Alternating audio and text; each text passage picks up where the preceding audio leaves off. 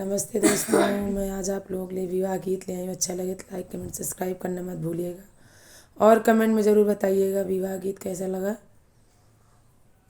और सपोर्ट भी करिएगा। राजा जनक जी के चारियू बिटियवा, चारियू बारी कुमार। राजा जनक जी के चारी बिटियवा, चारियू बारी कुमार। चारों का मोरे बाबा तिलक चढ़ावा, एक मंडप रचले बिया। चारियू का मोरे बाबा तिलक चढ़ावे, एक मंडप रचले बिया। एक कवि है राजा लंका के राजा, दूसरे का श्री भगवान। तीसरे कवि है राजा इंद्र महादेवा, चौथे का श्री कृष्ण भगवान।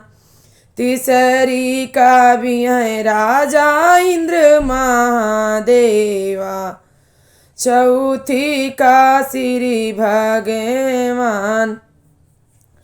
कवन भजन लाए इंद्र महादेवा, कवन भजन भगवान। कवन भजन लाए लंका के राजा, कवन श्री कृष्ण भगवान। ढोलक भजन लाए लंका के राजा, जंजीरा भजन श्री भगवान। डमरू भजन लाए लंका के राजा, बसिया भजन भगवान। कवन भोजन कर लंका के राजा, कवन भोजन श्री भगवान। कवन भोजन कर इंद्र महादेवा, कवन श्री कृष्ण भगवान। बड़ा है भोजन कर लंका के राजा, दूधवा भोजन श्री भगवान।